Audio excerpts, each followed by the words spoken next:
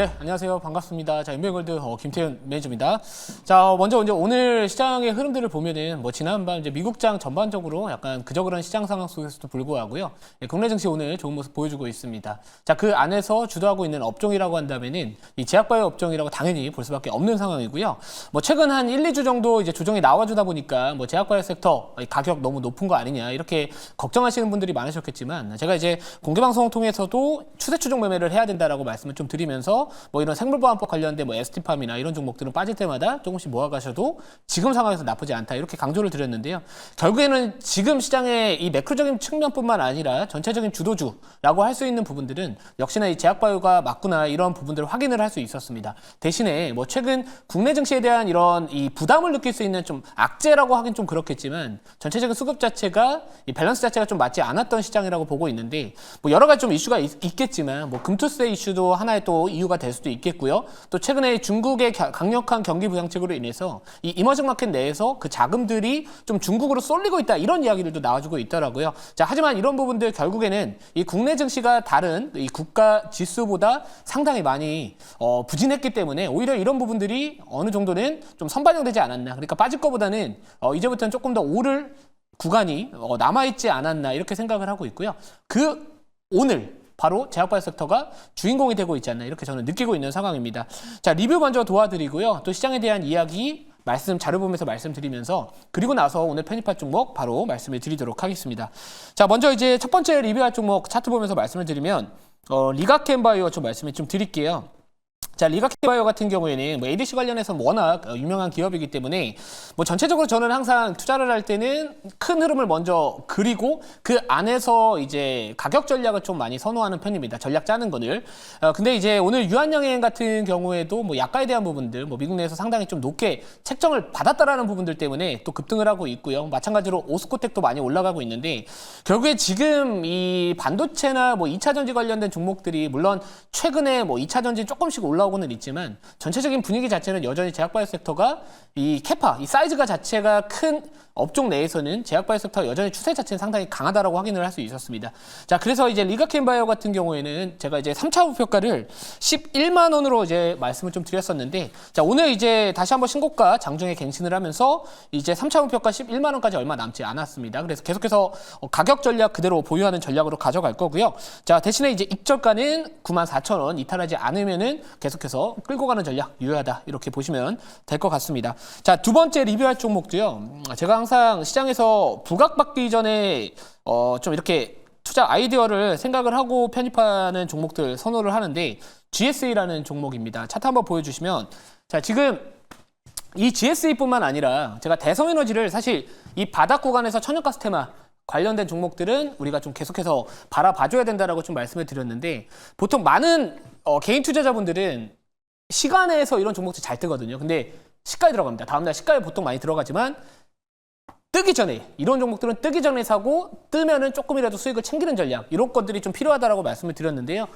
지금 이 중동에 이스라엘이 또 이란에 또 보복 조치를 할 것이다. 그 타겟이 석유 시설이나 이런 핵시설에 대한 이런 공격 이야기가 나왔었는데 사실 이게 새로운 이슈가 아닙니다. 제가 이틀 전에 공개 방송에서 외신 기사 보여드리면서 이 석유 시설이라는 부분들의 별표를 쳐드렸거든요.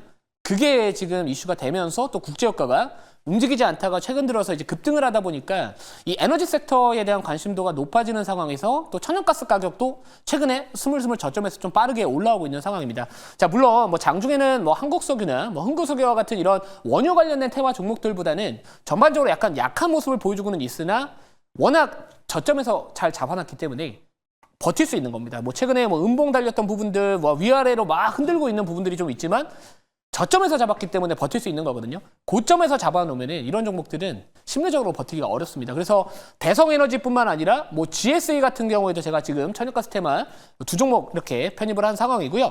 자, 2차 목표가는 기존에 말씀드렸던 4,250원 유지를 하고 익절가는 3,670원 계속해서 유지하도록 하겠습니다.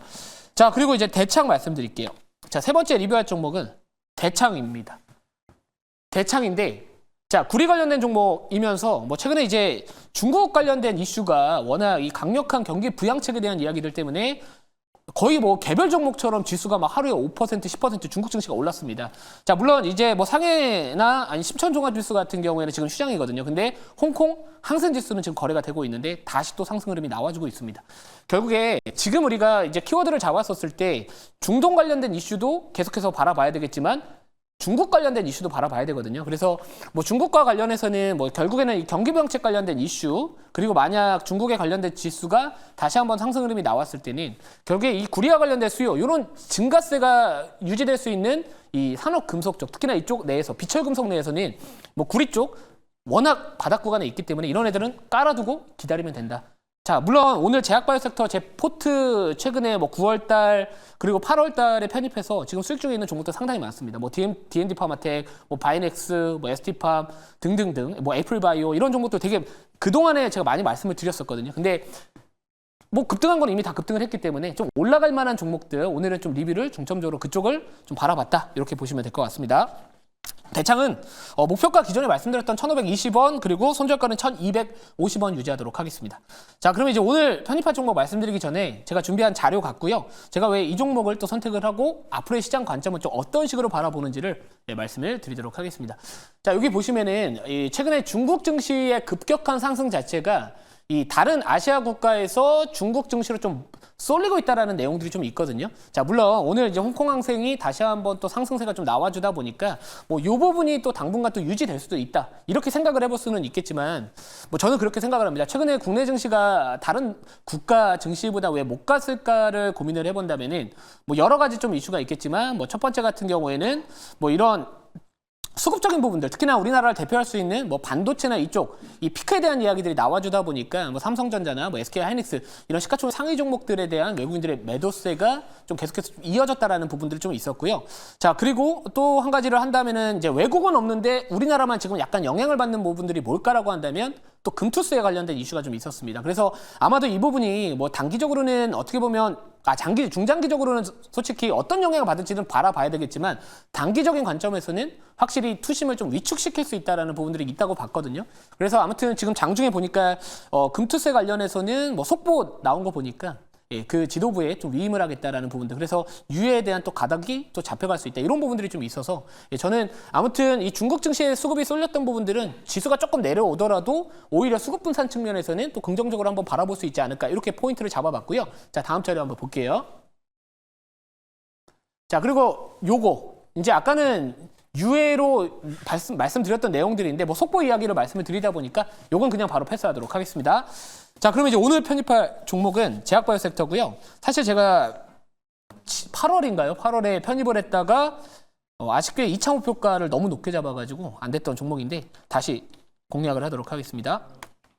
현재가 22,750원, 종목명은 에이프릴바이오 좀 말씀을 드리도록 하겠습니다.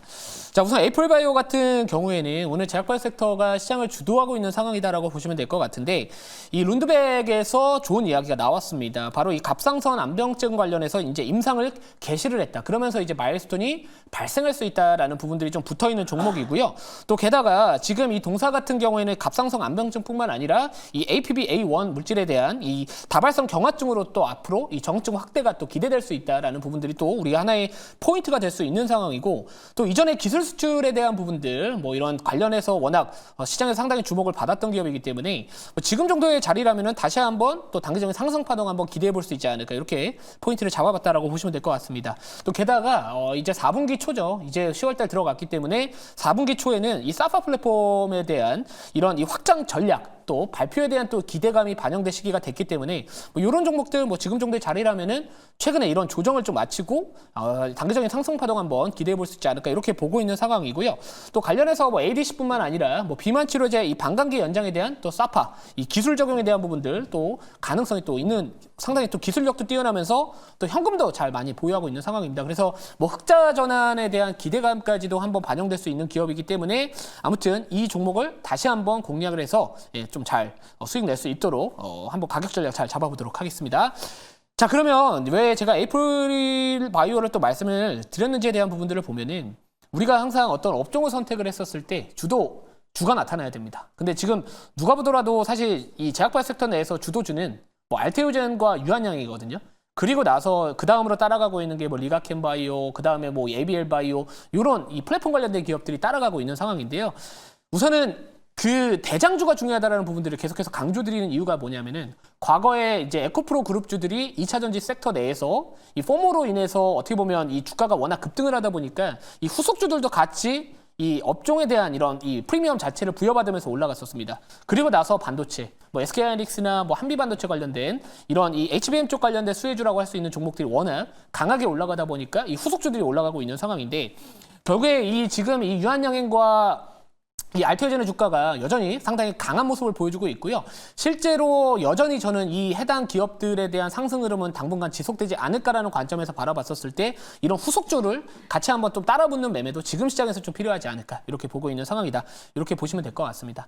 자, 그래서 우선은 오늘 또 편입할 종목은 에이프릴 바이오다라고 보시면 될 것 같고요. 자료는 그냥 하나 있는데 그냥 패스할게요. 네, 패스.